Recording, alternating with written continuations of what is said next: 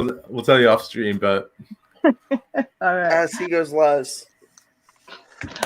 Ladies and gentlemen, welcome to episode 6 of Fantasy Film Fights, the show where we take a random fantasy topic and we draft it, or a random film topic and we draft it fantasy style. One of these days, I'm going to get through that intro without any quirks. As always, to my left is Tony. Tony, say hi to the people. Hi to the people.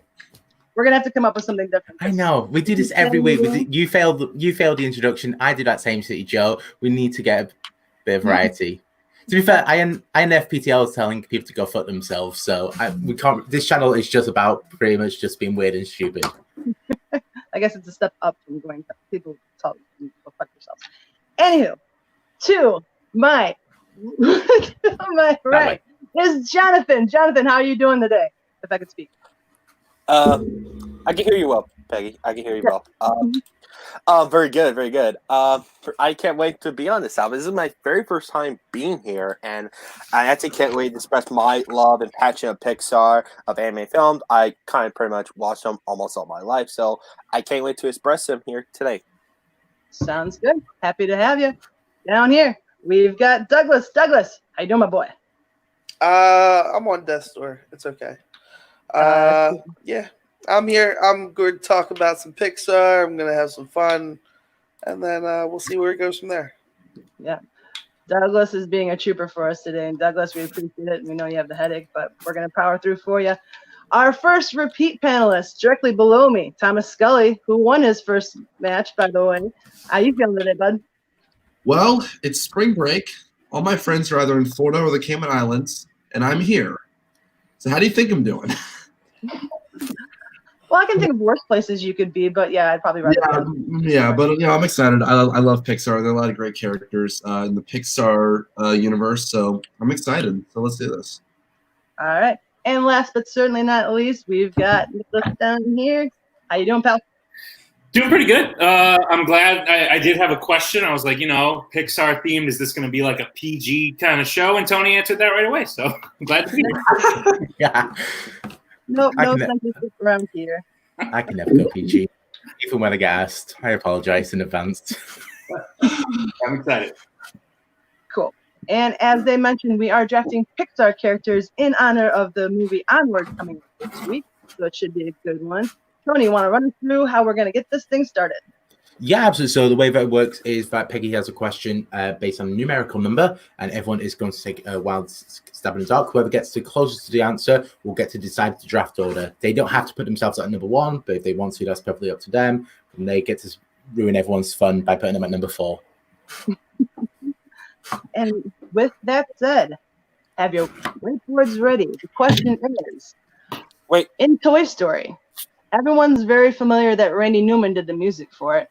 But how many people, according to IMDb, are listed in the music department on the 1995 movie Toy Story? You're looking how many? How many are listed as a part of the music department for this movie? Closest to the correct answer wins. And of course, the rule of thumb is that if you do get this question correctly right on the nose, we stop the show and have an intervention. Because you're studying way too hard. Yeah. And the wrong cards. Okay, everyone got an answer? 5, 4, 3, 2, 1. We will start with Jonathan. What'd you have down, buddy? I know you can see it very carefully. I wrote 7. 7 for John. Douglas. I went 5. 5. Thomas. I also said 7. 7. And Nick. Breaking double digits, 11. And with the one breaking double digits, it goes to Nicholas because the answer is 121. It included all members of the orchestra. You forgot Tommy. You forgot Tony. Why does everyone get my goddamn name wrong? I have headaches. Don't worry. I honestly don't think Tony should be able to set the draft. But what did you have? 10. 10? Okay, well, it's still Nicholas's win. Yes. So didn't screw it up too badly. Nicholas. Yes. You get to pick who goes first, who goes second. Okay. Having put zero thought into this, I will go first, followed by Doug, and then Scully, Tony, Jonathan. Scully, Tony. Okay. So I don't know if I put any of you in good or bad positions, so if I did either of those, I apologize. Or you're welcome. Thanks a lot, partner. You never know with this. Maybe all your favorites fall to you. Maybe they get picked the one right before you. You never know. It's what makes it fun. With that being said, sorry. just confirm the order. Nick, you're going first. Doug is second. Scully is third. I'm fourth, and Peck is building up the rear. A. Also, before we get going, just a quick question in chat for Mr. Scully. Thomas, that is a great shirt. Where can I get one? Yeah, you can get these at T Public on the multiplex page over there. So, yeah. Yeah, show him some love. Okay, ladies and gentlemen, Nicholas is officially on the clock with the first pick of the Pixar character draft. What you got, bud? Well, I decided to pick, of course, the greatest character in the Pixar universe. This character has done no less than saved the universe. And should be no secret by my shirt. I will quote him now. But I pick Wall-E. Wall-E is by far the most adorable, by far the most tear-jerking, one of the most tear-jerking characters in moments in Pixar movies. And yeah, how do you not love Wall-E? That's true. Very true. Wall-E is the first pick off the board. Anyone want to chime in on Wall-E? Or anyone pissed that it got taken? No, I love Wall-E. I'm actually in the very slim minority that I don't think Wall-E is a fantastic movie. I still like it very much, but I don't think it's like one of the best Pixar out there. But yeah, Wall-E is hands down one of the best characters in Pixar. I had him at like 4 or 5, I think, on my list. So yeah, still a pick by Twohig. Yeah, I was expecting it to go down to like the fourth or fifth. So I was there just like when I got picked my number, just like excellent, I get the robot. But no.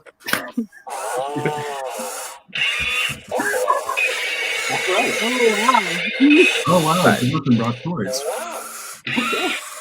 All right. Jonathan, hello. all the props today. That was a sound. If Wall-E did anything, it's teach you to have a sense of wonder in your monotonous daily routine. That's true. Also, just out of curiosity, I know we're probably going to talk about these characters later, but the first half of Wall-E, so the whole like silent era bit, or the first 10 minutes of Up, which is the better? First 10 minutes of Up. Yeah. First 10 minutes of Up. I always think that that silent art era bit of Wall-E is just like the peak of Pixar. Huh? I like that question too. Cool opinion. Thanks. All right. So Wall-E is the first one off the board. That brings us to Doug. Man, if Wally's making the chat go on fire, my pick is definitely about to light it up. No pun intended. Yeah, I'm going with Miguel from Coco. I love this character. This movie, for me, was everything. I literally sat through that movie and cried 90% of the movie. It's got one of the most heart-filled endings in a movie. You get to see that everybody's back together, and Mama Coco's there, and the scene where Miguel and Mama Coco sing. I love it how we're just getting products just placed. So the scene where they sing "Remember Me" together, and she remembers her father. It's like one of the most heart touching. Like I couldn't. Nope. 30-year-old Doug's just bawling his eyes out with his niece. She's like, "Are you okay?" I'm like, I'm good. I'm good, honey. I'm good. I love this movie. And Miguel, I think, is a really solid character. All right. Confession: I have yet to see Coco. Right, we're stopping this. Go. No, go now. No, we're stopping the show. We're stopping it. No, Peggy. We're stopping the show right now so you can watch it, all right? We're stopping it. All right, see you folks. Bye. Bye. I'll watch it tonight if I got time. Okay. But I'll be honest, I completely forgot about Coco for characters. Like, and now thinking of it, it's that Miguel is so perfect. But does anyone else have anyone from Coco on the list? Oh, Miguel? I did have Miguel on my list though, and you took it, Doug. But that's a great choice, by the way. And I agree with you. Miguel's journey in the movie right here, and it was so he realized what he'd been through right here, and especially the ending of the movie. Like I have same thing with Doug right here, just teary-eyed. Just what happened in the movie right here. So that's a great choice to Doug right here. So good job. Yeah. I was banking on people forgetting about Coco like yourself, because I had Miguel up pretty high. Any character that loves music that much is one that speaks to me. So, dang it, Doug. Yeah, Miguel was definitely also in my top 10. This movie is phenomenal. Even though I've only seen it a couple times, but it's just one that just sticks with you. And Miguel is his character, the arc that he has is fantastic. So another great pick. All right. So Miguel from Coco off the board. Scully, pick number 3 is yours. What you got? Yeah, well, I'm surprised this character got to number 3 because I totally thought he's going to be 1 or 2. The only character to have 4 movies, well, not the only, but like one of the only characters to have 4 movies under his belt. It's Woody. All right. And I think Woody was the top pick on my list because his journey throughout all 4 films and within every film is just extraordinary. I mean, Toy Story 2 is my favorite of the Toy Story films. That's because of the journey that Woody goes on, rediscovering who he was, how he was this big star, much like he was jealous of Buzz in the first film, so now he's the one having all this fame and letting it go to his head, kind of. And then seeing him in 3 and 4 mature a lot and finding out what the toy really means to him is just fantastic. So I personally think he's the best Pixar character we have. Really shocked he got to number 3, but he's mine now. All right. Woody from Toy Story. One of my favorites that I've been drafting, so I give you a thumbs up on that pick. Same thing. Right. Oh yeah, I was gonna say, where's the props? You know you got props. I got more back there. Well, I look forward to seeing them unfurled. Nick and Doug, you guys obviously chose beforehand. Woody, obviously, is kind of like when you think of Pixar, he's kind of like one of the first characters to come to mind. How come was Woody up there for you, or? Well, actually, the first character that comes to mind when I think Pixar is Luxo Jr. But True. Woody's fine for me. I like Woody. Toy Story movies are really an ensemble feature for me. Toy Story 2 is actually also one of my favorites. And believe me, Woody's top 15, top 10, maybe for sure. But if I'm being totally honest, by 4, I kind of got tired of it. It was just, I don't know. It was like, oh, Woody's got this problem. Now Woody's got this problem. I'm like, okay, great. And Toy Story 4 really, if anything, took light off of characters I like as much or more than Woody. To focus just on Woody, and maybe I'm a little resentful because of that. Fair enough. I think Woody's a good character. I just I have a different list in mind.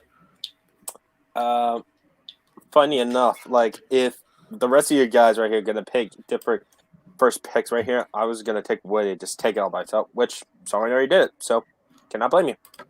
All right. Well, sorry I didn't get around to you, Jonathan, but you got one more pick to wait because Tony's the one who's on the board right now. It's me. All right. I'm going to go for the greatest character in Pixar, without a shadow of a doubt. The greatest film in Pixar history, Cars 2. No, legitimately, this is one of the only movies that continuously makes me cry like a little boy. It's a fantastic film. It was the first film to win Pixar an Oscar. 2001, James P. Sullivan, Sully. It's like the greatest cuddly bear character you could ever have. He's just so loving, so wonderful. It's just like, and John Goodman embodies him so perfectly. He does. I don't mean to burst your bubble, Tony, but it did not win Best Animated Feature. It won Best Original Song, though. That's true. Yeah. It won. Just Animated Feature. And also, Randy Newman, first Oscar win, and many nominations before that. Fun fact. Good to know. Did not know that. Yeah, I know stuff about fandom, okay? Wouldn't have nothing if I didn't have. It's a tune as well. I like Mike better. Sue me. I'll see you in court. Ever so slightly, but I do enjoy Mike Wazowski more than Sully. It's all right. I like Boo better than them all. Yeah, I was gonna say it's the relationship between Sully and Boo that gets me, and obviously, because of the career that I'm in and childcare, it's just like I get that working with children our age, 1, 2, really, I do get this feeling of a lot of the time, just like, holy shit, I am kind of like Sully, except less hairy. So. Okay. What about something I ever needed to know? So, Sully, pick number 4 off the board. Rounding out the first round. Jonathan, what you got? Funny enough, you mentioned Monsters Inc. And my first pick would be Mike Wazowski. Yes, that's it. There's Mike one on Monsters Inc. Yes. Mike Wazowski, portrayed by Billy Crystal right here, is really fantastic right here. He's a good counterpoint right here to Sully right here and every people around you. He almost steals every scene he's in so effortlessly. You can hear the mannerisms right here. This role right here is really tailor-made for Billy Crystal right here. One of my favorite moments in the movie right here, and where Mike was trying to charm Roz right here. It's like, Roz, is that a new haircut? Is that a new haircut right here, though? Yeah, that a new haircut right here.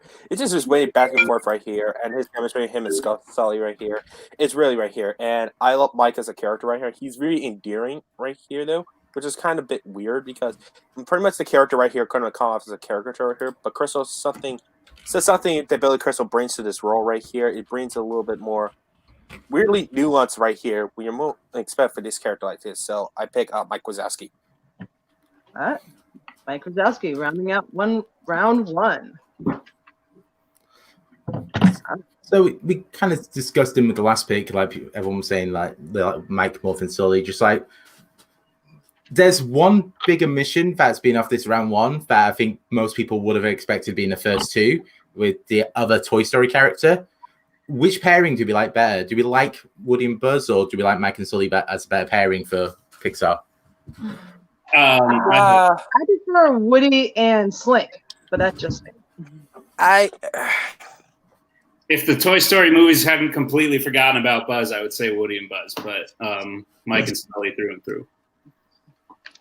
And if anything, Monsters University made me like Mike more, which is why I put Mike over Sully. Yeah. I agree. Yeah. No. Tony, can you give us a recap of round one? Absolutely. Let's pull this bad boy up and then we'll go to the chat and see what some people are saying. All right. So Nick went first overall. He went with Wall-E from the movie Wall-E. Surprising that one. That is from Wall-E. Doug went Miguel from Coco. Scully went Woody from Toy Story. I went Sully from Monsters Inc. This is not going to get confusing. Sully and Scully in the same call. And then Peck went Mike from Monsters Inc. for his first pick off round one. All right. Not a bad looking round. And then just out a few comments from the chat. Let's see. Jacob West, I didn't blow it. I think this is the first time that I've not had people in the chat screaming at me for choosing a terrible pick. So I'm happy. Garth McMurray with a bit of advice. Don't type Coco Woody into Google. Oh, Jesus. Oh, no. I don't want to know what that means. But And then Jay Burns, when Doug was talking about Miguel, Spanish version of My Heart Will Go On plays in the background while Dub sobs. All right. So might as well start and kick off round two. It goes back to you, Jonathan. What you got? all right. My second pick would be finally, this is my fourth prop right here is from this movie right here. But the character I'm picking right here is Mr. Bob Parr, Mr. Incredible himself. And the reason why I picked his character right here, pretty much, this is legit Pixar's first PG movie with The Incredibles right here. And Bob Parr, in the movie The Incredibles right here, they really kind of show sort of a midlife crisis right here during superheroes right here, though. And pretty much his day-to-day job, he just basically missed the glory days right here, being a superhero and being a hero again right here. He just kind of hates his job right here until something gets a long way right here, though, he wants to earn it back, though. By doing so, he's kind of also risking his family right here. And sorry, a little stuck in my head. Sorry. Sorry. By the cause of his mistake right here, he needs to sort of learn that superhero stuff is not mainly important; it's mainly fan right here, and he needs to learn it right here. That throughout the film, and even its sequel right here, Bob really understood that family always brings right here, family first right here, and also at the same time, we sort of relate to him right here. Even though we're not superheroes ourselves, we sort of relate to sort of the father figure right here. So that's the reason I'm picking Bob Park, Mr. Incredible. Well, family first, always a good moral to learn. Anyone got any comments on Mr. Incredible? No. No takers? I have a comment, but it's not nice. Oh no. Oh dear. He's the most boring character out of the Incredible family. Really? Like, the plot is based around him, but it's just a dad going through midlife crisis. It's so there's every other character in the family, especially in the first film. It's just like it's more interesting to watch. Yeah. That's fair. That's fair. Well, Tony, if you want to show them how it's done, you're next on the clock. All right.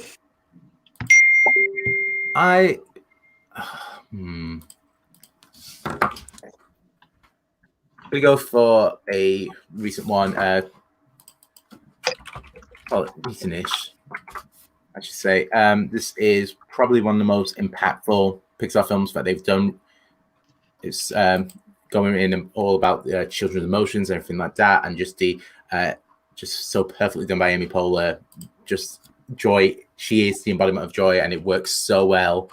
And the story pivots around her perfectly. I think it's a good pick.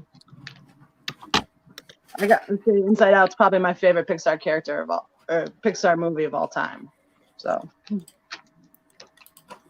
Nice. I think it's an excellent pick. Hey. Yeah, it's not my favorite character from the movie. I honestly like sadness and anger better than joy. I just like their characters more. But joy is still a solid pick. Yeah. I agree. I definitely agree. All right, Joy is off the board. That brings us to you, Scully. Your second pick. All right, so, yeah. All right. This character is one of the best Pixar characters ever. She is hilariously voiced by Ellen DeGeneres. She is the Bluefish herself, Dory. Dory also, I think one of Pixar's smartest decisions was making the Finding Nemo sequel all about Dory, dive into her past, and a whole movie about Dory. It really worked, and it sold me on her character a lot more, because in Finding Nemo, she was more of a comedic side piece at times. Like, she really didn't have any emotional depth to her. Finding Dory sort of dove into her past, her family, her going on her own sort of venture, and made me really respect her character a lot more. So Dory, one of the best Pixar characters ever, and one of the funniest ever as well. That's true. Yeah. It's a good one. So I was laughing at you referring to Dory as a side piece just then. On that, yep. But no, excellent pick, Dory. Anyone got their 2 cents on Dory? Honestly, I had her on my list. Funny enough, I was gonna pick her next, and none of you gonna take her. But quite choice right here, Scully. Sorry, I got this to S is best up. Sorry, man, but great pick either way. Same thing as. How dare you? How dare you on all channels to get S's wrong? Oops, I'm sorry. Dory is off the board. I'm gonna be honest. I'm not a big fan of Dory. Okay. I don't know why. Just whenever I watch Finding Nemo, it should just keep swimming, just keep swimming. That just annoyed the fuck out of me. It's inspirational to children. Man. Just swimming. Just Kids. swimming. Hey, Swimming. I don't. It might just be an international thing because Ellen is nothing over here. We swim. Like she's not. Her show only came on air like last year over here, so it's just like who is this woman and why is she just like? No, you're not funny, Ellen. Go away. She's hilarious. You stop that right now. Ellen slander will not be tolerated in this video. I am sorry. I am sorry. Also, just quickly talking about side dishes. Dory's a side dish for Nemo sushi picture that is online. Oh, Yikes. Can I get a yikes? That's a yikes. Yikes, Malcolm. All right. Doug, your second pick. I'm making it short and sweet. I'm going with Remy. Oh. Remy is the heart and soul of Ratatouille, and I think this movie is beautiful. As a person who admires chefs for what they do, I think it's a very beautiful ode to kind of classic French cuisine, and I think every dish that they make is stunning. Yep, so I'm going Remy. I'm going to keep it short and sweet. Still got a headache, so I'm muting myself just in case. Yeah, I was torn between. Yeah, I was torn between Dory and Remy for my pick, and I ever so sadly picked Dory, but I knew Remy was going to go pretty quickly as soon as I took Dory. yeah. Remy's more about cooking. Remy's about like doing what you want to do, regardless of what people are telling you can or can't do. I thought I was going to get him. I thought he might end up with me in the third round. Like Remy is just one of the most delightful characters. Just like that passion for life and just like pulling herself up by the bootstraps. Just like, and that's all as well. Just like you're there, just like yes, please just voice everything in my life. Yeah. Same thing for me. I was gonna pick him in the third round, but I can't. So, great choice right here. I'm between Bob Hart or Remy, and great choice, Doug, by picking Remy. So, Yeah. Remy's off the board. Nick, close out round 2 for us. Okay, there are 3 that I really want, and I'm guaranteed 2 of them right now. But I think I can hold off on the other one because I think you all will forget about them. So, for the sake of this round, I think I'll go with the man, the myth, and legend who made all of us cry, Mr. Carl Fredricksen. Just he is what I aspire to be as a grumpy old man. A grumpy old man who still has just the desire for adventure in his life and the desire to, maybe not the desire, but the willing to make new friends in, Russell and Kevin and just explore. And Carl Fredricksen, the man who made you all cry, don't lie about it. Oh, yeah. Niagara Falls. Yeah. Oh. But I do appreciate a movie that gives me a good cry. So, excellent pick, I think. Anyone got comment on Carl Fredricksen? So pick. Nope. Everyone's just like, yeah. I thought he was gonna like 4th or 5th round. Well, you thought wrong. Here's what happens when I go. Oh, I'll pick the ones that I really want them first. Like I get abused for it. When I go, all right, I'll be a bit strategical. Like no, like he's the old guy from up. Probably X or Y character is going to get picked for him. Of course, just like whatever you end up losing it. Turn it on its head and do the opposite. I have a question, though, before we begin the next round. Are the shorts available? Sure. Okay, cool. okay. That's Pixar. I think it's golden. I don't think anyone's really going to dispute anything here. So Now I got Nick thinking. Not a whole lot.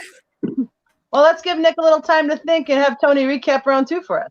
Absolutely. Okay, so Jonathan picked up first, and he went Mr. Incredible Bob Parr from the Incredible series. I went next. I went Joy from Inside Out. Scully went with Dory from Finding Nemo / Finding Dory. Doug went Remy from Ratatouille, and Nick went Carl Fredricksen from Up. Just looking at the teams now, it's no team that looks like heavy one way or another. It could go anyone's way in the world when it's all said and done here. Also, just a few comments from the chat. Let Nick think a bit. Jacob West, Carl didn't make me cry. His wife did. He helped Jacob. God. Right. Jacob Bancroft, Jonathan Mater. I will require a new team partner, please. Please put your applications in. Malcolm, you'll never be able to guess who I'm thinking about. I don't think anybody on the panel is going to be able to guess who I'm thinking about. Paul Yama's just tuned in, but 2 weeks already winning with Carl. Amazing character arc. Thank you, Paul. Doug, I'm gonna write down on this piece of paper what I think you're thinking of. Cool. All right, I'm about to ruin any credit I have. Okay. Written down over there. Okay. Kicking off round 3. All right. As I said, there are 2 more that I really want. I think I can hold off on one because I don't think you all will think of it. But I have a question for the panel.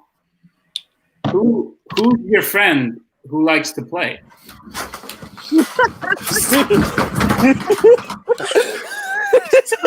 The best part of a very good movie is by far Bing Bong.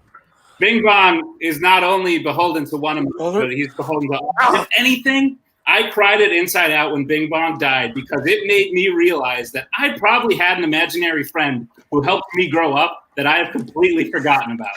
That you have killed. They probably have killed that same self-sacrifice that made me grow up.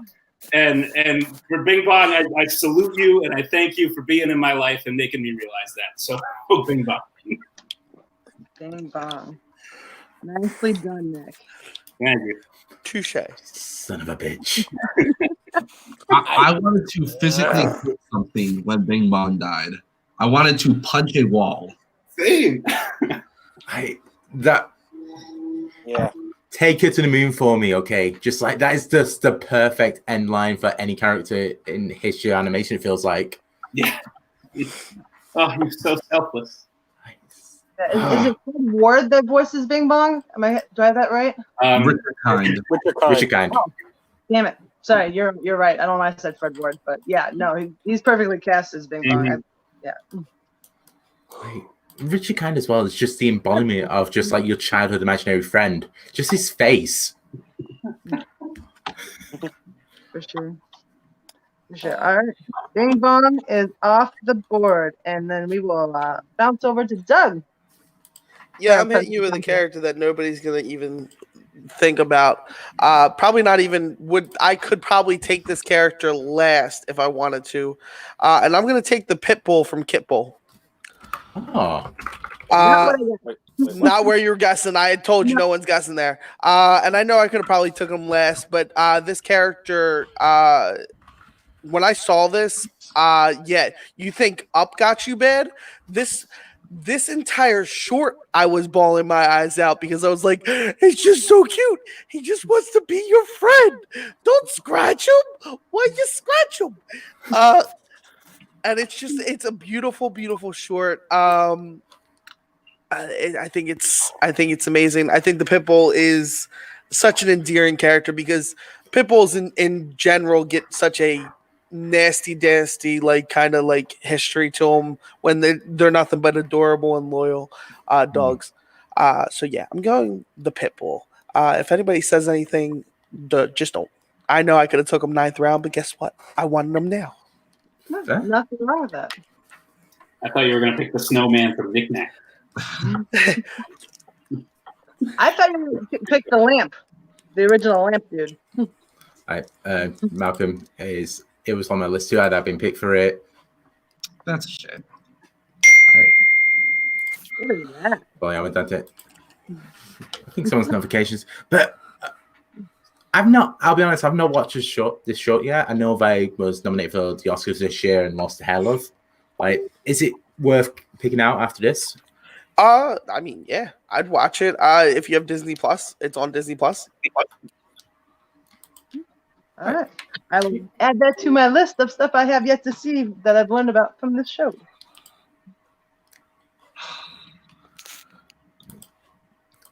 All right. With that, we get back to Thomas. Yeah. I gotta do it. So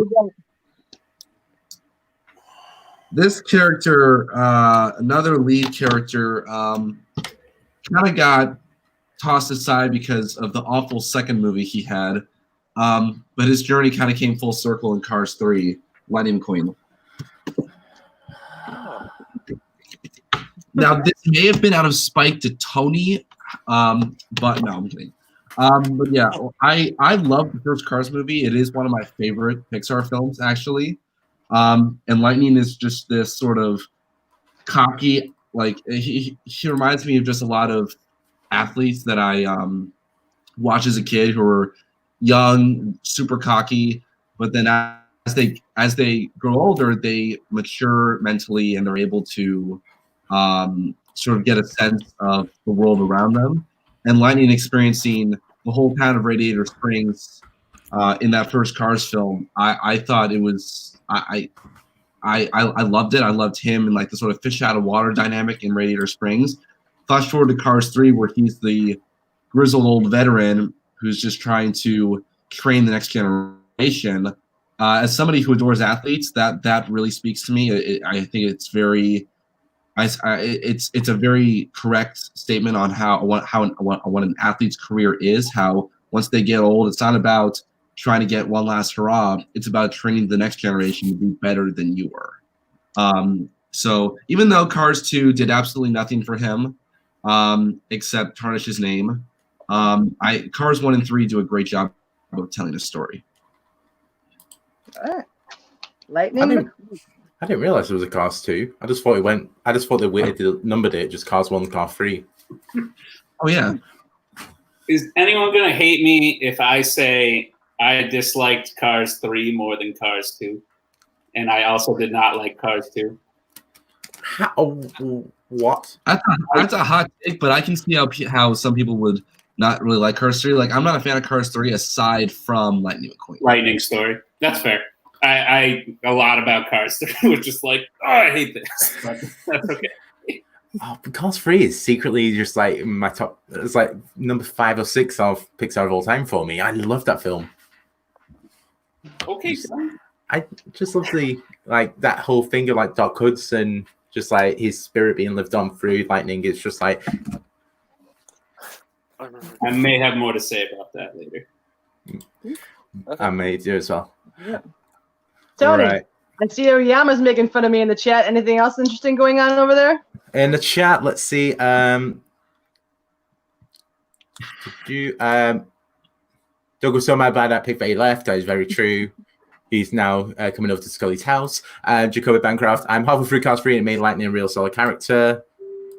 Cars 2 was made its fever's dream. And I'm Malcolm. I like Cars 3 better than Cars 2, but I also hate both movies. Cool. When your opinion kind of lines up with Malcolm's, you know you're in the wrong somehow. It doesn't. I said Cars 3 was worse than Cars 2. Totally not the same. It sounds similar. He hates both of them, so it makes sense. All right. Any of the guys on your list left still there for you in round 3? Here for me. I'm picking now. All right, let's see. I'm gonna go with. He's still on the board. I thought he was gonna go in the first 2.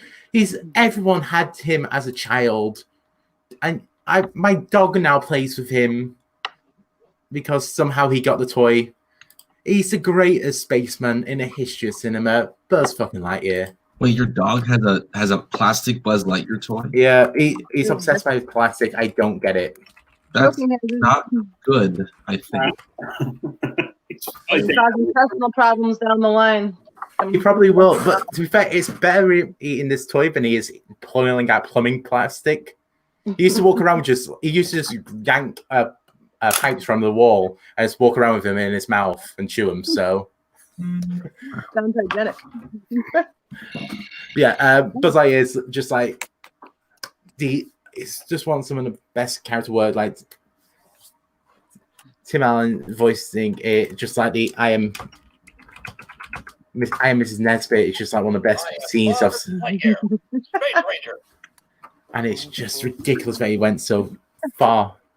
But they turned him into a Spanish flamenco dancer in the third one, and which is great. That's changing in Spanish. I will agree, it's funny, but Buzz Lightyear isn't supposed to be Antonio Banderas. Hello, are you still there?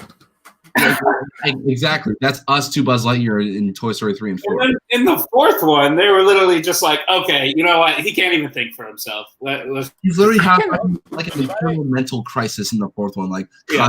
is that you? Like, what the hell? Yeah. I would have agreed if they stopped in Toy Story like 2.5, because I didn't hate everything in 3 that they did with him. But 4 ruined it for me. I am liking Paul's analogy. Those were sort of Drax before Drax. Yeah. That's that. a comparison. And But Tony, I'm glad you brought up that Ms. Nesbitt scene. I'd forgotten about that until you brought it up. Like, don't you get it? You see that? Ah, such a good one. and also, you forgot one this. Are you ready for adventure in uncharted space? Let me talk. The one quote what I'm supposed to say is, "You are a sad, strange little man, and you have my pity. Farewell." Toy Story 1, Toy Story 2, great character. Overall, thank you, Paul. There we are. Are you still there? All right, so Right. Let me turn it off. Also, Jacoby is right. The Buzz Lightyear animated show was awesome. Yes, yes, it is. Buzz Lightyear off the board. All condolences to Jonathan, who has the next pick and has the toy in hand. You got another one in there somewhere. I do kind of, but the question is, should I use it? It's hard between two. Please I don't don't use know. toys on camera. Please. This isn't that type of stream. You know what? You know what? I'm gonna pick this person. All right. Let me do some little trick, and I'm gonna show you. I might show Please don't. Ah. Ah, there we go. All Yes, right. sadness. I love how we all had to like zoom in and be like, "Who is that?" I honestly thought for a second that it was Stitch. I was I thought it was mocking Stitch. you. I'm like, hold up. All right. Okay. My next choice will be sadness from Inside Out. Well, I do agree. Joy is a great character, but I think sadness for me is really the best character out of the movie, though, because at first, at the beginning of the movie, when you first introduce sadness, is like when she's been pouting and moaning right here, and even things what she's trying to do is like, oh, what are you doing? You're such a burden, you know. And throughout the film, as it's going along, though, you realize her character is kind of more important to Riley's inner psyche right here than Joy's, actually, and pretty much the other emotions, because her back and forth between Joy and with Bing Bong right here is really, I love and respect that character so much, and a great voiceover by Phil Smith from The Office right here. It's really the perfect choice right here to play this character right here. So that's the reason I'm going sadness from Inside Out. No, you're right. Perfect voice casting. Could not have pegged it better. Honestly, that whole movie had pretty on point That's true. casting.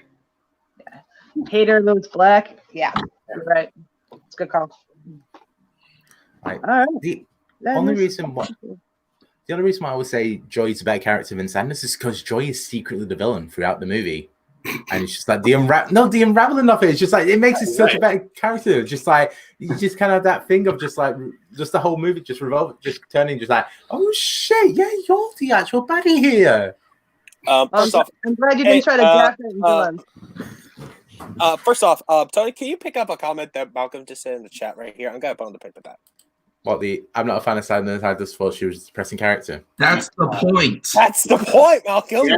Come on. Her name is Sadness right here. Come on. Okay. So we'll quickly do a rundown. So for the fourth round picks, let me get my screen up. Okay. So Nick went first, and he went Bing Bong from Inside Out. Doug went second with the Pitbull from Pitbull. That's like saying that. Scully third, Lightning McQueen from Cars. I went with Buzz Lightyear from the Toy Story franchise, and Peck went with Sadness from Inside Out. Surprisingly, Inside Out is the most picked so far.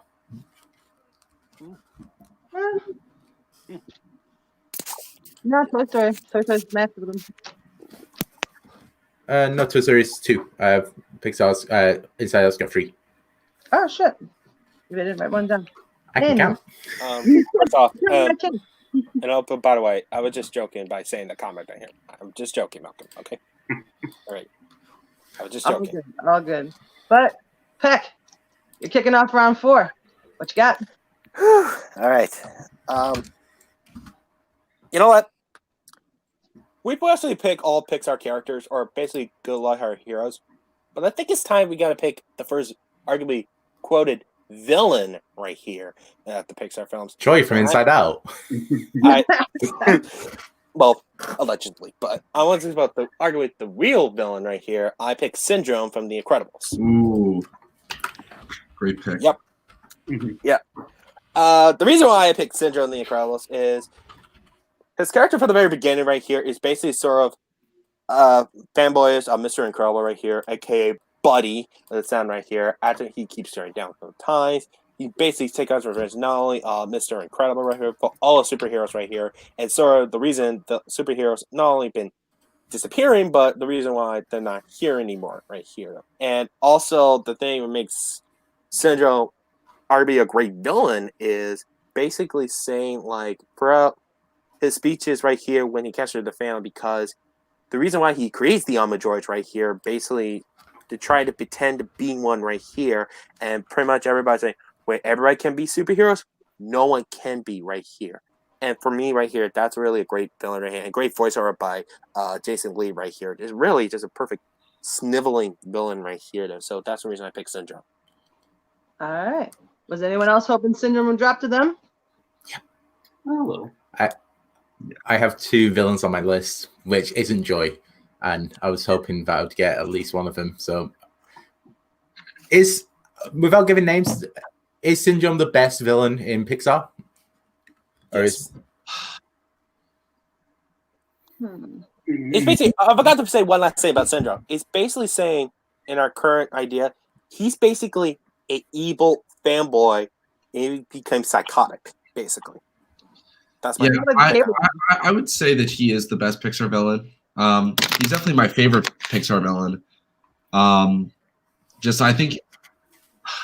I think Syndrome was really he's the first villain to be shown throughout the whole movie to be sort of having a story alongside of Mr. Incredible to depict their 2 paths going in completely different directions. I think it was the first time we actually saw something like that in a Pixar movie.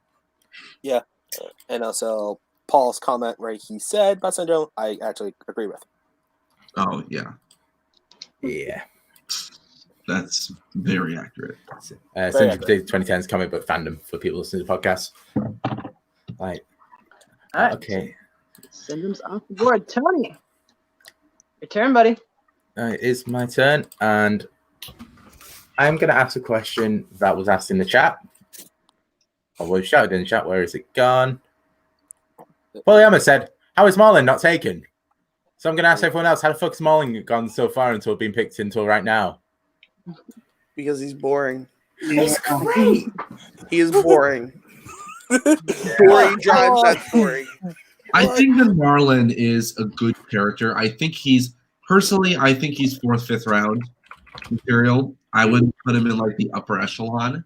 He's good. I think aside from Dory, he's the best part of Finding Nemo. I'm actually I'm going to piggyback what Scully said. I do agree. Marlin's a good character, and besides Dory, he is the best player. And also voiced well by Albert Brooks. But I keep seeing like a similar Albert Brooks character where Brooks is playing with Marlin, though. So that's the reason I didn't think about my list. You got to take in the whole body of work. Yeah, Marlin kind of reduced. Same problem I have with Buzz in the later Toy Story films. Marlin kind of reduced to nothing in Finding Dory. Just going to throw that out there. Like he does do a bit less in Finding Dory, but I think Finding Nemo is just like he's just so much greatness in it, and just like the emotion that he can pull out from being this overprotective father, and just like it just works so beautifully. And Albert Brooks does give one of the best performances in Pixar. Yeah, I'm not denying that. I'm just saying. I'm denying that. Absolutely, I'm denying that. He's one of the most boring characters Pixar's ever done. You talk about that. All right, I'm not even going to pick him, so he's up for steal. Gil is a better character than Marlin. I like it. But yeah, Doug, it'd be great if you could form an opinion some point, you know. Cool. My headache has been finally written, and I'm getting it back now because we picked Marlon. That was my plan. I just wanted to cause you pain. Thanks. You absolutely did. Well, Doug, hopefully you can relieve some of it with your next pick. Because you're up. No, I'm not. No, That's Scully's next. Oh, shit. I skipped over people. My bad. Well, I wasn't planning on going double cars, but I was shocked that it fell so low. But yeah, I'm going with Doc Hudson. Good character. I like Doc. Doc Hudson. I love his character so much. Just to see him as this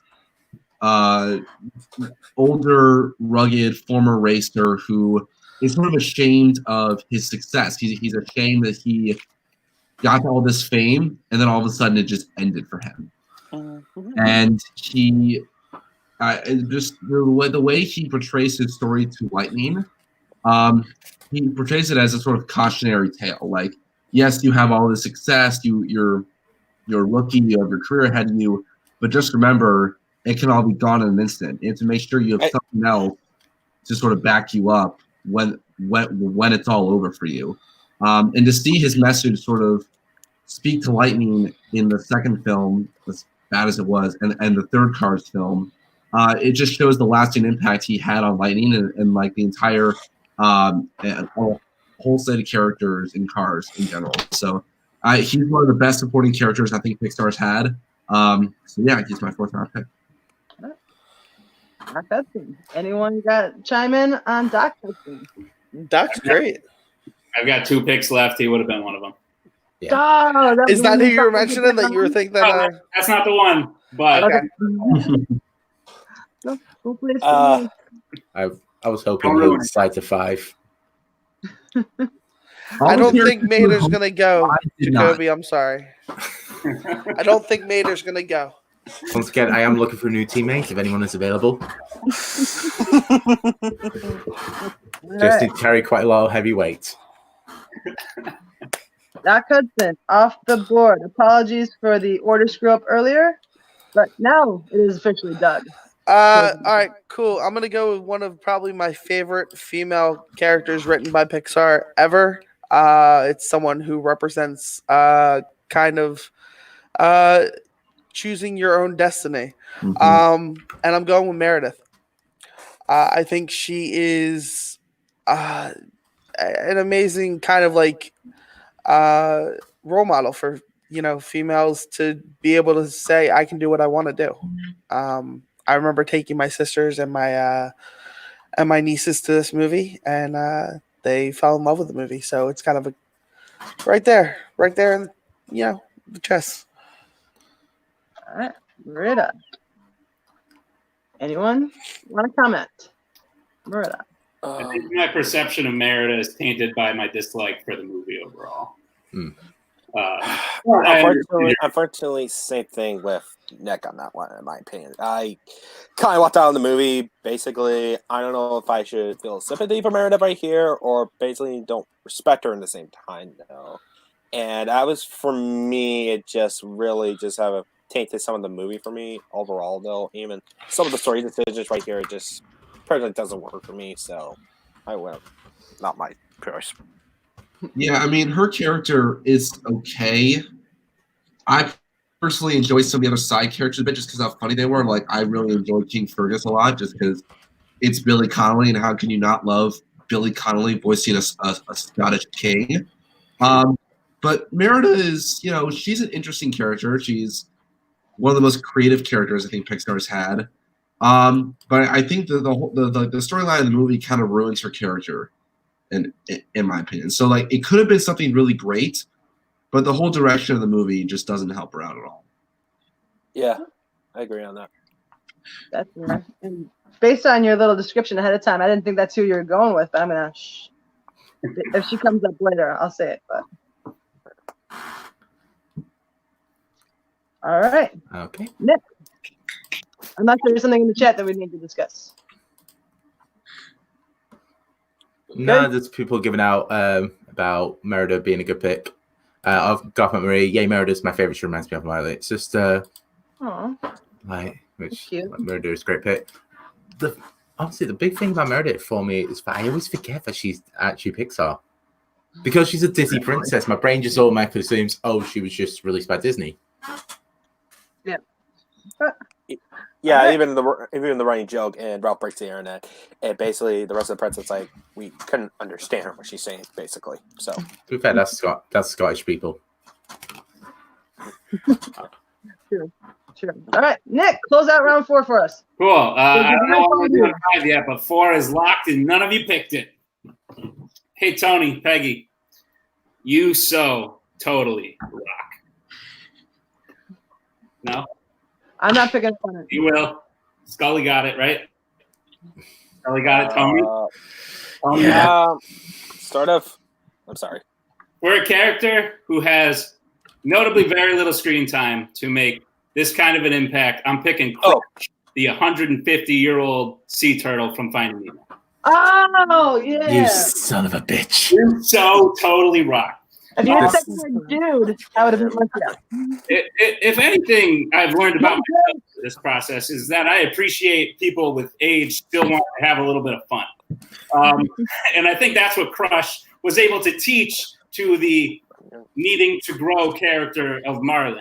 And it, like I said, to have that small of screen time and to have that big of an impact that, if I said it in the voice, maybe you would have got it. But I think everyone knows who Crush is. Everyone knows who Squirt is. But Crush is my pick because Crush is just a ray of sunshine. He's put there after like a very depressing thing happens, and then he's put there before depressing things happens. He brings the light. Crush is the man. I agree. Had you Crush is said or dude, I would have been right with you. I should have said dude, but Totally. Crush is the reason. Crush is the reason parents go to Disney World, because if you put your little toddler in that Crush exhibit, they'll be happy as a clam for the rest of the day and won't even bother you. So I remember that. I went to that. Go to Disney. Yep. Oh, I've been to like interactive Crush right here and Epcot right here though. I get to interact with the video character at Crush right here. Pretty cool.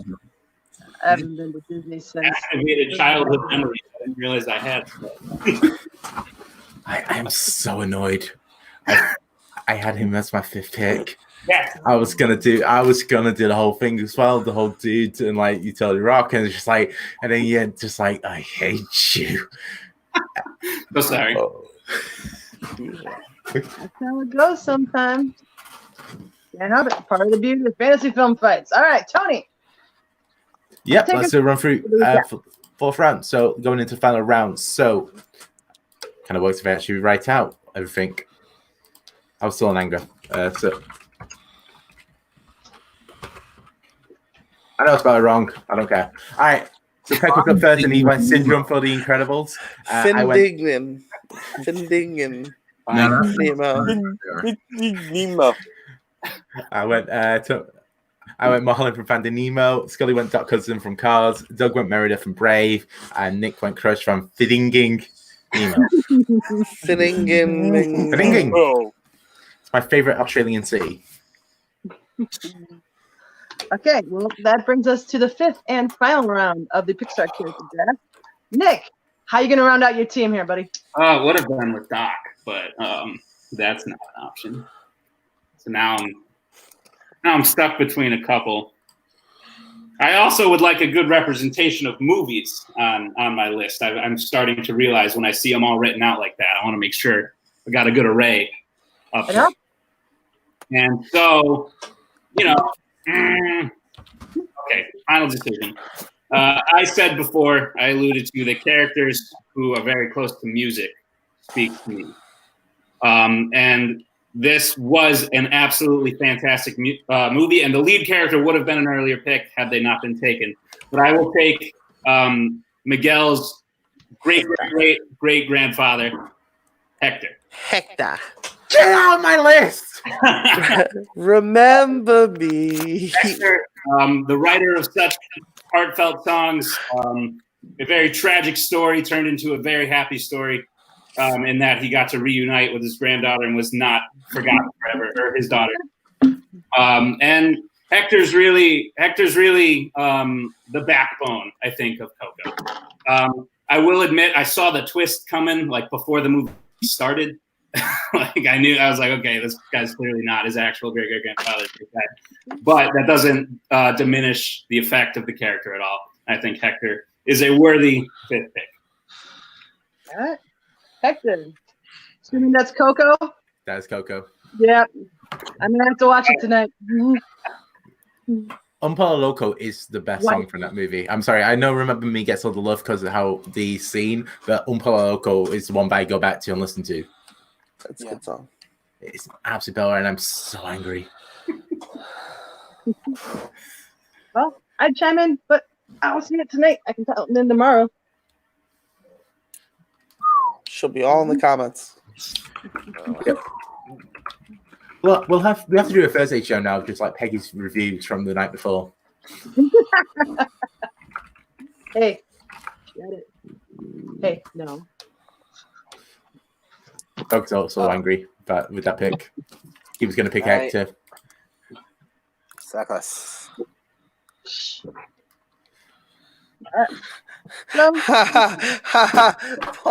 Paul's. Everyone pick characters from Coco now. Everyone pick characters from Coco. Hey. Si, senor. Barking dog. Hang on one second.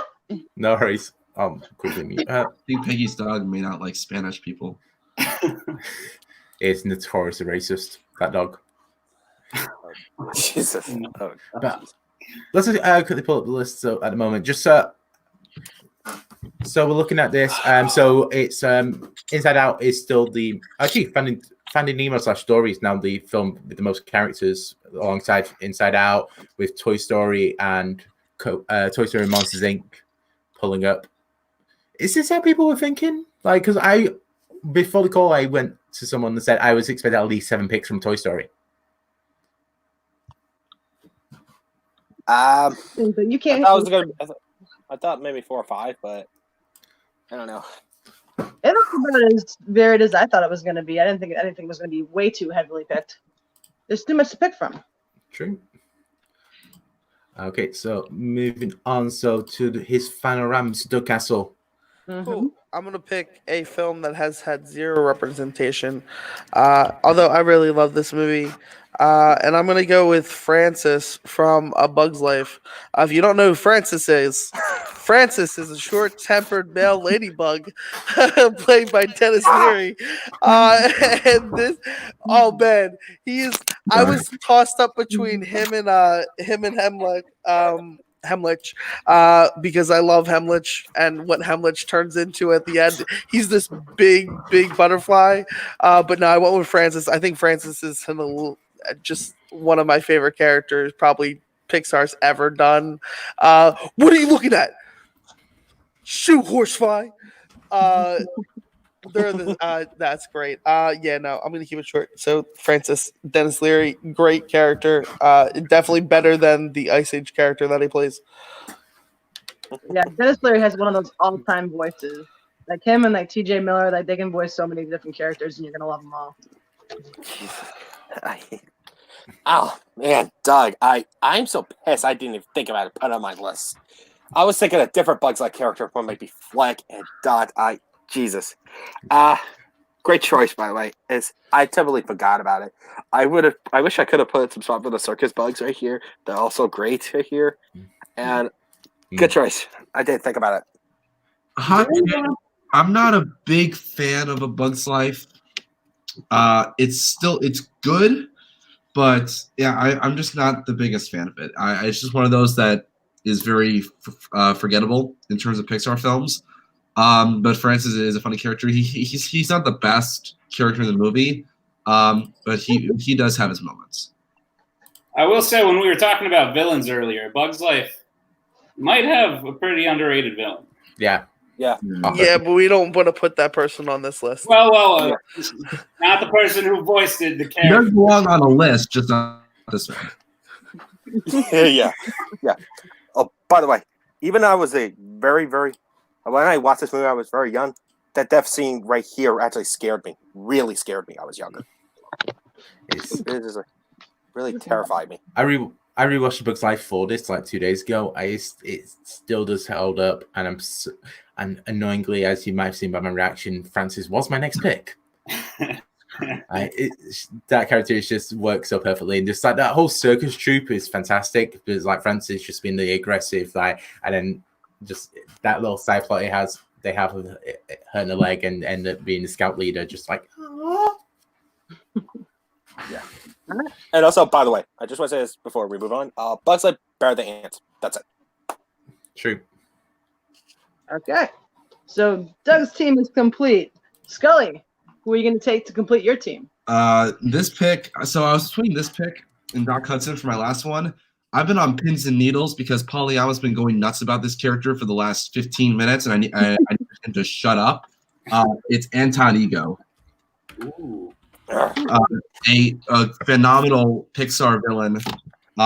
He's not in the movie for a whole lot, but his presence throughout the whole movie is you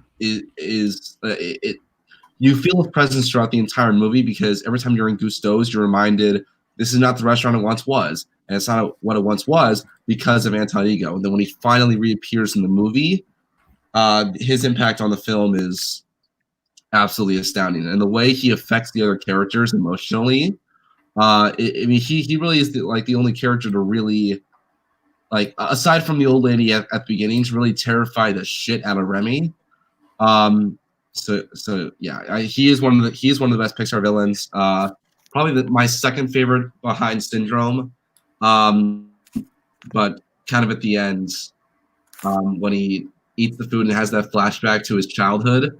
It's a really surprising moment. I didn't really see that coming. I thought he was going to stay a villain through and through, but the fact that the food was able to change him, that was really awesome to see. All right.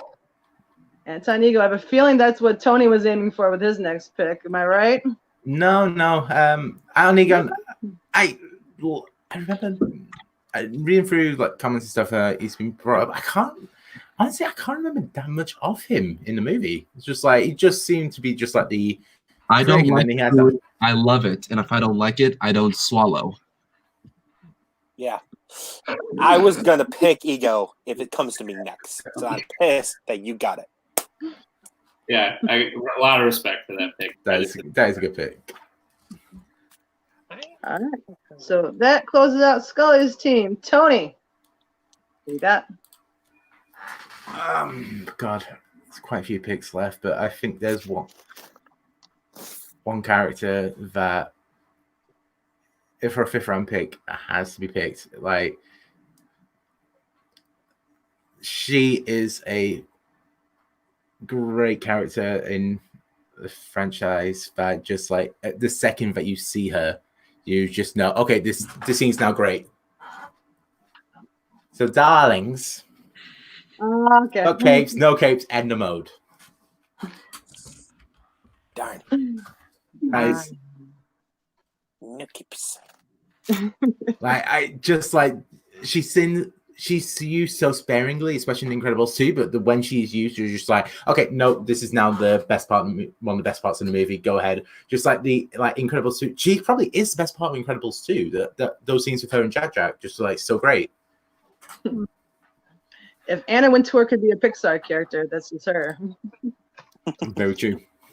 I do now want to see the Devil's Wear Prada, but Pixar version. Point on Disney Plus right here. I'm allowed to see that. All right. Anyone else got 2 cents on Edna Mode? Nope. Love the character. She's super funny. Her impact on the film as a whole isn't very large, except for like comedic value. So in terms of best, maybe not best, but I will say she is one of the most memorable. I can get along with that.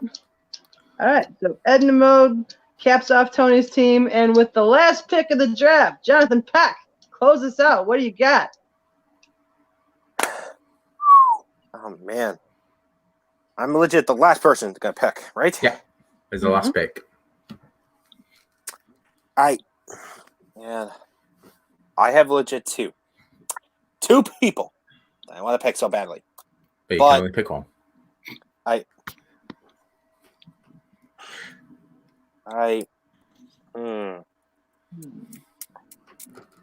You know what?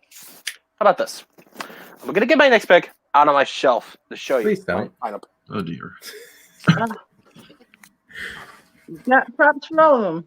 All right. I'm just gonna say Malcolm wins for the night just because of this pun. No, it doesn't. It was a terrible. Kobe, come on, let's go next. I think you're stretching to think someone will pick Elastigo. Aha. But I'm gonna save his modesty as he picks. Is he changing clothes? Did I miss it when I turned my head? No, trust me, you don't want to see that. No one go back and see this. All right. All right, he's back. I thought it was on Always something new on fantasy film fights. I thought it was going to be on the shelf, but turns out it's not. My final choice would be, just say it, Alan Parr. Who was that? I'm sorry, I didn't hear you. Elastic. Yeah, Elastigirl. That's my final pick. All right. All right. I was trying to get a figure of it, but some reason it's not there. Apparently didn't work. All right. Helen Parr. She is basically the backbone of the family, even though she's elastic right here, and also works as a great go-getter right here for the situations right here, both the house life and superhero life right here, though. And for me, that's the reason why she both shines in the sequel right here. She expanded on more, well, no pun intended, but she's really basically the great figure right here. And also, underrated voiceover performance, great by Holly Hunter right here. Just really brings this character really put much veracity to this part. So I'm getting my final pick, Helen Parr, Elastigirl. All right. That caps off the draft of Elastigirl. I'm just surprised we get to maybe the rounds and just none of you might even think about it. Here's my problem with the Incredibles overall is that the sum of the parts, with the exception of maybe Syndrome, is greater than the parts by themselves. So none of the characters work without each other. Yeah, which is I can agree with that. I can agree with that. No, Jack. I'd say Dash sprinting across the water is pretty freaking awesome. That is my favorite Pixar scene ever, actually, when he sprints across the water. Jack works with anybody. He works with a raccoon. He worked with the babysitter. He worked with Mr. Incredible. He worked with everybody. He worked with Syndrome. Well, He worked with. Well, And also the babysitter. all right, let's quickly do a rundown of everyone's teams, and then we'll as we're doing that, we'll let people in the chat. Paul, you be quiet. Jack is not overrated. I bet you he made you laugh harder than you've ever laughed before. Don't lie. He is not overrated. He is a lovely, lovely character that has multiple powers, and he's talented. So, he's the only name in history who has been used as a rifle. Boom. no, there's other. We'll talk about World War II later. Yikes. What? Yikes. Huh? Wait, what? I don't even want to know. Right, so we'll break down teams. So Nick went first overall, and he went with Wally for his first pick, Carl Fredrickson, Bing Bong, Crush, and then Hector from Coco. Then Doug, second round, he won. So just say people in the chat, if you want to start putting in people that we missed and whatnot, so you can shout us. Doug, first overall went Miguel from Coco, Remy from Ratatouille, the Pitbull from Kitbull, Merida from Brave, and Francis from Bug's Life. Scully went with Woody from Toy Story, Dory from Finding Nemo / Finding Dory, Lightning McQueen's from the Cars series, Doc Hudson from Cars, and Anton Ego. I went with Sully from Monsters Inc., Joy from Inside Out, Buzz Lightyear, Marlin from the Finding Nemo, and Edna Mode from The Incredibles. And then Peck picked Mike from Monsters Inc., Mr. Incredible, Sadness, Syndrome, and Miss Helen Parr. All right. It's going to be a tight race in the vote, but we left a lot of good ones on the board. Anyone got one that just got away with from them? Back at I do actually. The other character I was thinking of is going based on a Pixar short. The mother from the short Bow right here. I did considering her right here for my final spot, but it came very close on here. The other character for me, another underrated character in my opinion for a Pixar is Flick from A Bug's Life. That's another character right here that it got very close right here, but until it get to the later round, I had to make a choice right here. And another one for me is Rex from Toy Story.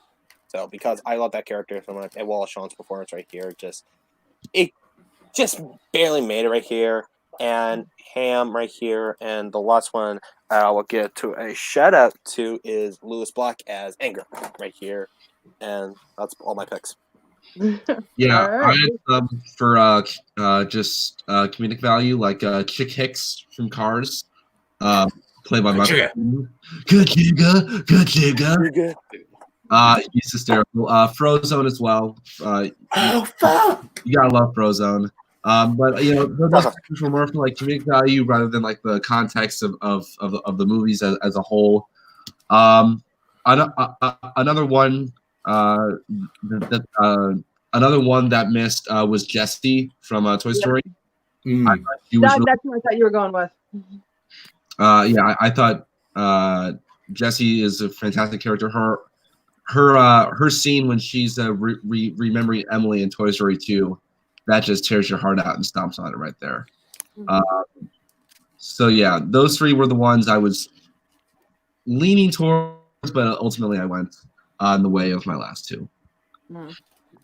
Yeah, the three, I guess, if I'm picking three that I was looking at, Colette from Ratatouille. Ooh. Oh, I think is severely underrated as a character.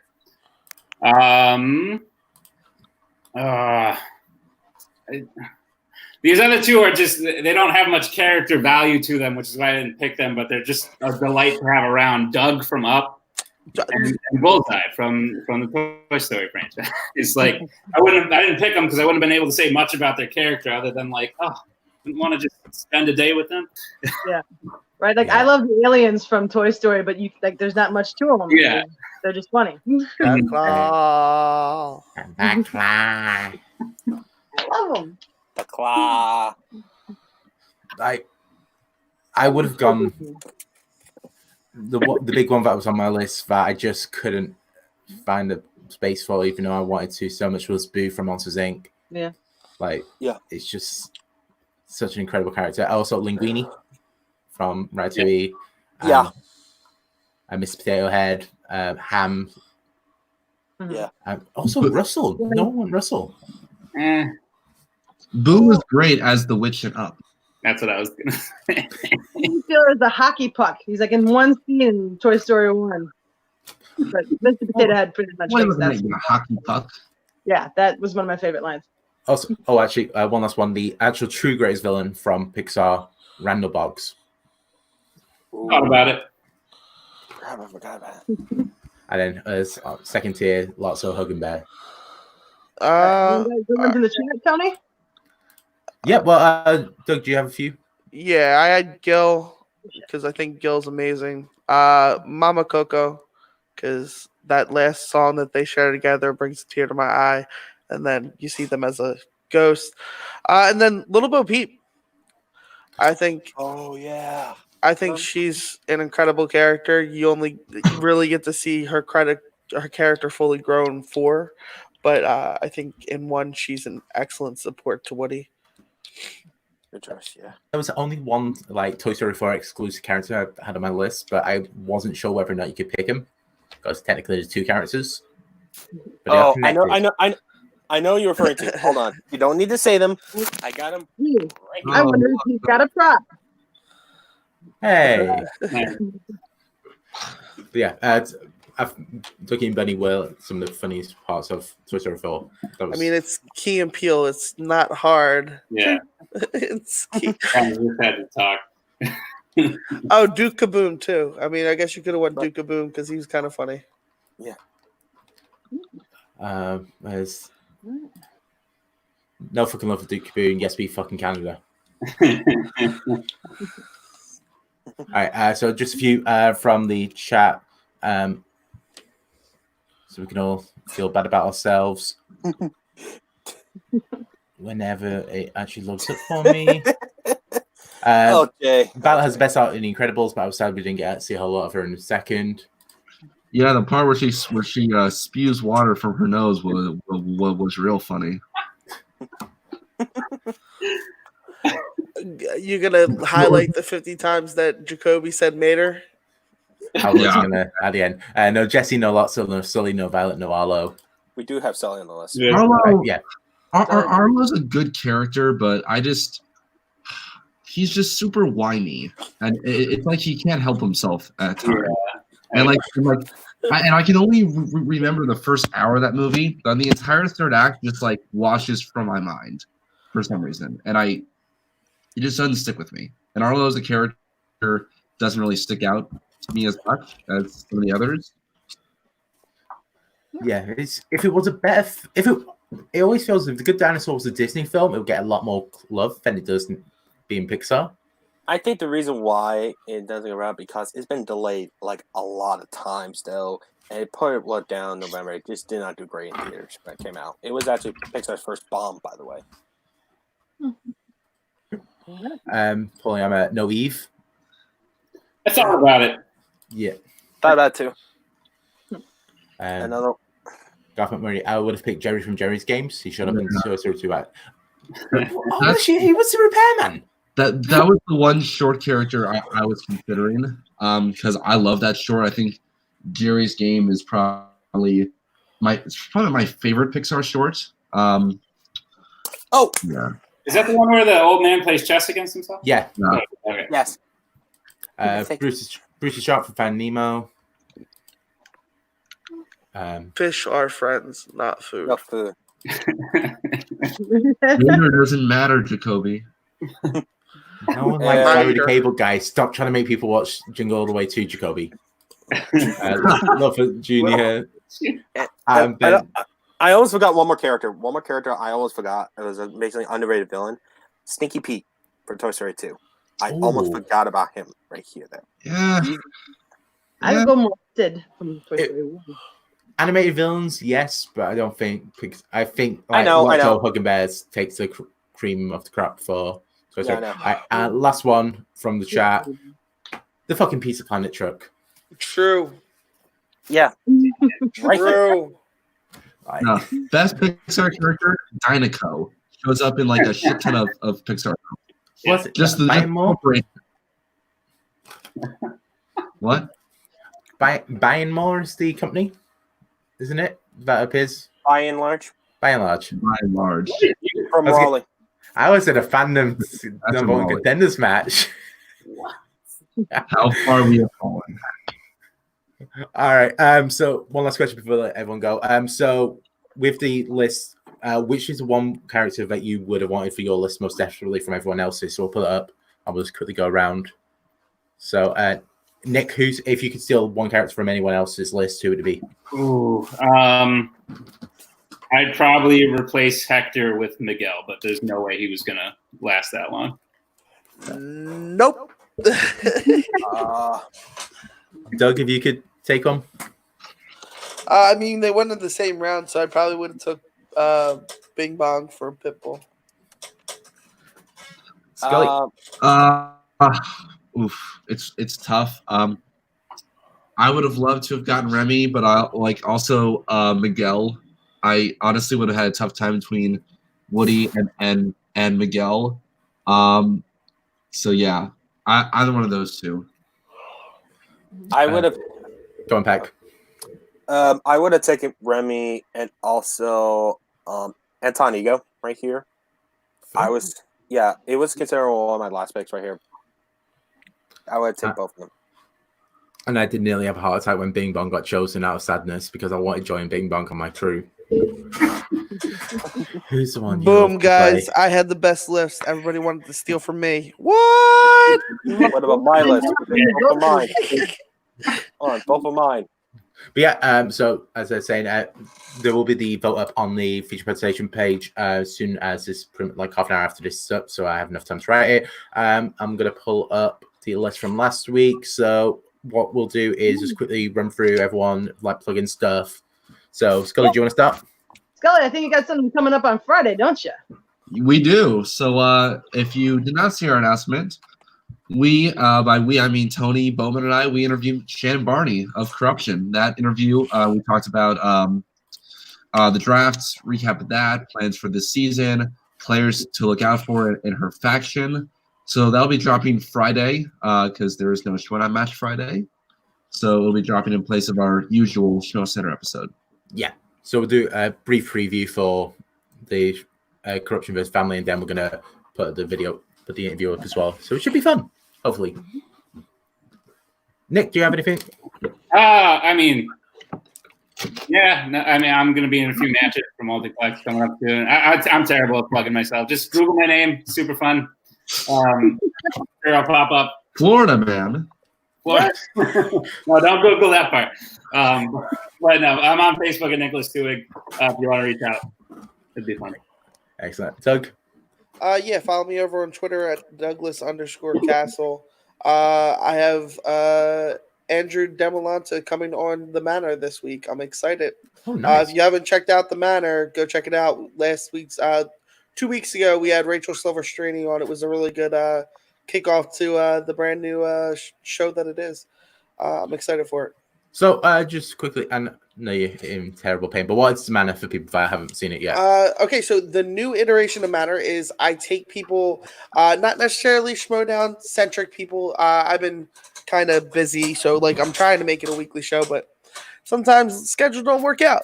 And what I do is I have people come on the show and give me their five pictures, 5 movies that best represent who they are, and we go through that list and talk about it and find out a little bit about the person outside of the Schmodown, outside of typical interview questions. It's more of I want to get to know what movies mean to people. Nice. And when can people find out? You can find it Sundays on Take 3. Yeah, thanks for that, because I'm headache. I'm loopy, guys. I'm gonna be on an episode of Your List Sucks tonight. Go check it out. It's gonna be fun. Rock anthems. We got it with Brooklyn. So I'm just gonna watch it just to watch you just dissolve even more into yourself. Thank you. Thank Just you. like by the end of it, just gonna be my number one is this song. Please don't make me talk anymore. I don't want to talk about it, guys. All right, Peck, anything you want to plug? Yeah. You can find me. I'm one of the admins around TMG Entertainment right here, mainly the sports admin right here. And if you're part of the Facebook group right here, I set up a post or sort of a final call out of players for season 2 of Sports Brawl right here, though. And go into the Facebook group if you hadn't right here. Join the group. And also, you can find me on Twitter and Instagram at Jetpack1098 right here, and also Jonathan Peck around Facebook around here. I'm around the community, so there it is. Excellent. Cool. Just before I let Peggy do her stuff, just to say the winner from last week for the best movies directed by John was Dave. Yeah. So his list was Rocky, Ferris Bueller's Day Off, The Thing, Iron Man, and Ronin. Wait, Dave won something? Dave won something. It's a miracle. It's a Christmas miracle. It's his birthday, and he won. Oh, yeah. Oh, by the way, He's happy birthday, 58 Dave. years old today. Happy birthday, Dave. Happy We birthday. try to boost people with W's here at Fantasy Film Fights. Scully, you know the feeling. Yep. But we will find out who wins this draft when the vote goes up on Facebook. So, guys, make sure you vote on that. And that does it for Pixar Characters Draft episode number 6. So I guess I will say, Well, for Scully, Peggy, do you want to do your plugs quickly? I really don't have anything to plug. You'll see me bouncing around the families, the match here and there, and you'll see me Wednesdays here with my man Tony. Hey, and just quickly for this page. So as Scully said, Friday we've got the interview with Shannon Doherty, Shannon Barney. That's the one. It'll be dropping on the MBE page and here. Sunday, Feature Presentation Trivia League. We are back. The one that is called Some Legitimate, Some Ridiculous, according to Backstage on Shredder. I'm having that as a tattoo. That is now the name of this channel. So Sunday application still up for that. So and Chairman will see March 22nd. We are still getting in contact with people to confirm that. So please make sure you keep your messages out if you've not played in the Warzone one. You should hear from me soon. And yeah, that's pretty much everything. So Peggy, you sign us out. I will do that. From Scully, from Nick, from Doug, from Jonathan, Tony, and myself. Have a good night, guys. We'll see you next week.